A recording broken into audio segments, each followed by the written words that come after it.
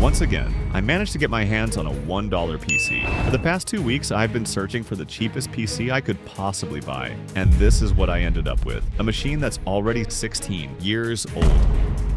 But this time, the challenge is much harder. My ultimate goal is to push this ancient PC all the way to 1000 FPS in Minecraft. Let's find out if it's possible. I bought it a few days ago, and it finally arrived yesterday, so let's open it up and see what I actually got. Wow, this thing is heavy, and thankfully the seller packed it really well. The entire system was surrounded by thick foam, so it arrived looking intact and undamaged. So far, so good. And here it is. The PC I bought is a Dell Optiplex XE, originally released back in 2010. Visually, it's definitely showing its age. The case is covered in scratches and the front panel was absolutely filthy.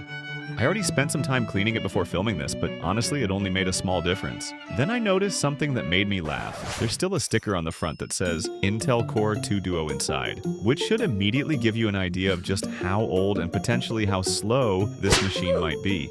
But right now, I'm not worried about performance. I just hope there's actually a computer inside this case, because the last thing I want is to open it up and discover that the seller shipped me an empty box. Oh my god, this thing smells terrible. The moment I opened the case, I was hit with a smell that can only be described as years of neglect. But thankfully, there is actually a computer inside, so that's a good start. Wait a second, what is that? Is that a wasp nest? Oh no, it is.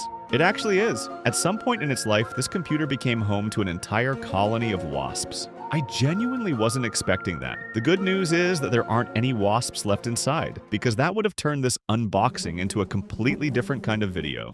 My guess is they got in through the graphics card's I/O openings and eventually built a nest inside the case. And honestly, that tells you everything you need to know about this machine's history. Alright, let's see what we're actually working with. Inside the machine, there's a single 2GB stick of DDR3 memory. And honestly, that's not a lot. Getting Windows to run smoothly on 2GB of RAM is already a challenge. Never mind trying to hit my goal of 1000 frames per second. But that's fine. We'll use every trick we can. There's also a 128GB hard drive installed. And that's pretty much it. Anyway, enough looking. Let's plug it in and see if it still works. Oh, come on, what now? Wait, is that a cockroach? No way! It is! It's literally walking around inside the computer like it owns the place. At this point, I'm starting to think I didn't buy a PC. I accidentally bought an insect apartment. First the wasp nest, and now a cockroach casually taking a stroll through the case. Apparently, I've interrupted an entire ecosystem. Needless to say, there's no way I'm letting this thing stay in my house long enough to start laying eggs. This has easily been one of the most horrifying unboxing experiences I've ever had. Now it's finally time to find out whether this $1 PC actually works. I pressed the power button and no way, it turned on immediately. That's a very good sign. Then, oh no, it shut itself off. What now? The machine kept turning on and off over and over again, and I hadn't even touched anything yet. At this point, I was already preparing myself for bad news. So I decided to start with the basics. I removed the RAM, cleaned the contacts, cleaned the memory slot, and put everything back together. Then I tried again. And... oh my god, we have a display. Not only that, it's actually booting into Windows. You can see it right there. This machine is alive. After everything I've found inside this case, I genuinely wasn't expecting to get this far, and somehow I actually made it into Windows. Now I'm incredibly curious, what CPU is hiding inside this thing? Inside, there's an i8-400 processor, a CPU that was released back in 2008. It has just 2 cores and 2 threads, with a clock speed of up to 3 GHz. Around 16 years ago, a 3 GHz processor was something many PC users could only dream of owning. In the multi-core test, it scored 510 points. And in the single-core test, it managed 258 points. There's really nothing impressive about those numbers. The bigger concern is the memory. This machine only has 2 GB of RAM, so the question is, can it even launch Minecraft? Before jumping into gaming though, I want to check its basic performance first. Things like watching videos and handling simple everyday tasks. When it comes to video playback, the machine actually handles 1080p content surprisingly well. But there's a catch. The CPU is already running at nearly 100% usage just to play a video. And if a simple task like that is pushing the processor to its limits, I'm starting to worry about what's coming next. So let's move on to the real test. Can this thing actually run Minecraft? Oh no, what is this? The game wouldn't even launch. Instead, I was greeted by an OpenGL error. And honestly, this is one of the biggest problems with old Office PCs that don't have a dedicated graphics card. After checking the system, I discovered that my OpenGL version was only 1.1. The problem is that Minecraft requires OpenGL 2.1. So before I could even think about gaming, I had to solve that first. After a bit of tinkering and installing a newer OpenGL driver, success. The machine had just received a free upgrade. Alright, let's try launching Minecraft again. Oh my god, it's actually starting. What a relief. But there was another problem. I had to wait almost an entire minute for the world to load. Now for the moment of truth, the FPS counter. Oh no, 12 FPS, and sometimes it dropped below 10. This is awful. The game feels barely playable, so I started applying some basic optimizations. Lower graphics settings, reduce visual effects, the usual tricks, and still bad. The frame rate only climbed to around 17 frames per second. At that point, I was running out of options, so I tried the last thing I could think of. Lowering the display resolution to HD, and no way. The frames per second jumped dramatically. Now it's approaching 50 frames per second, which is a huge improvement. But compared to the 1000 frames per second goal I set for myself, I'm still a very, very long way from getting there.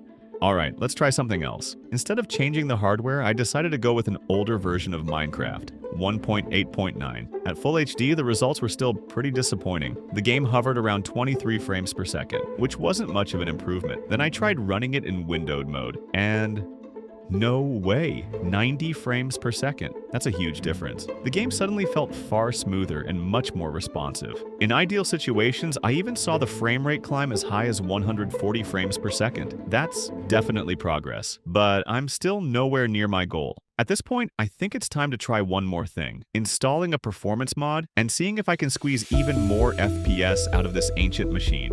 So I installed Fastcraft, better FPS, and a few other performance mods. And the result?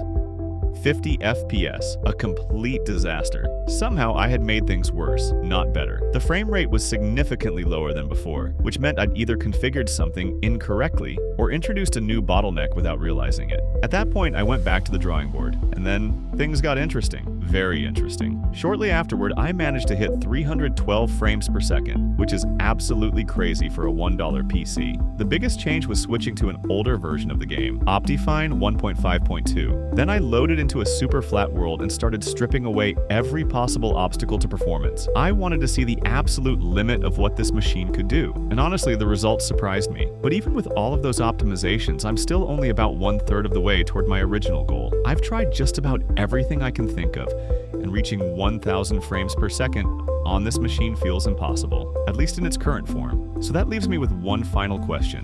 What happens if I take this $1 PC and push it to an entirely different level? Because maybe the real solution isn't more optimization.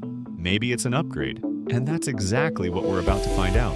The first thing to go was that old CPU. I replaced it with a Core 2 Quad Q9550, and oh my god, look at this. The thermal paste has completely dried out. At this point, it's less like thermal paste and more like concrete. Compared to the original processor, this quad-core chip is on a completely different level. In terms of overall performance, it's roughly 10 times more capable than the CPU I started with. But the processor wasn't the only bottleneck. The system was still stuck with just 2 GB of RAM, which is a major limitation for almost anything modern. So I upgraded that too.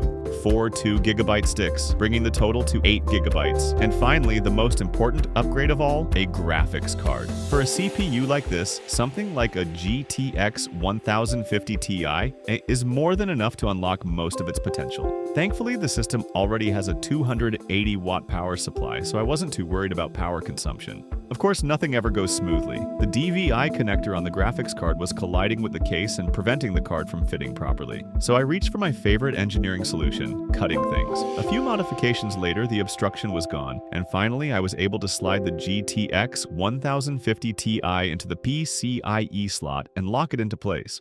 Overall, everything looks surprisingly clean and compact. One thing I really like is that I didn't have to cut or modify the side panel just to fit the graphics card. Let's power it on and see how much of a difference these upgrades really make. 3, 2, 1. Boom! The FPS counter shot past 600. That is absolutely insane. I knew the upgrades would help. but I wasn't expecting a difference this big. Compared to the original configuration, performance has increased by almost 10 times, but there's one problem. It's not stable at all. The frame rate is bouncing everywhere. One moment it's down at 200 frames per second, the next it's jumping past 800, it's complete chaos. Still, for the first time in this challenge, the goal actually feels within reach. As the world continued loading and everything settled down, the FPS kept climbing higher and higher. At one point, I recorded a peak of 978 FPS. That's so close it almost hurts. And then it happened. 1000 FPS finally. After all the upgrades, troubleshooting, and experiments, I had done it. What's even better is that I achieved it without lowering the resolution. And I think that's the most important takeaway from this entire project. A $1 PC can reach 1000 FPS, but only after a lot of help. Looking back, I was probably fooling myself when I thought the original system could ever do it on its own. Without the upgrades, that goal was never going to happen. Thanks for watching all the way to the end. If you enjoyed this video, I think you'll like the one on screen even more. Go check it out. I'll see you over there.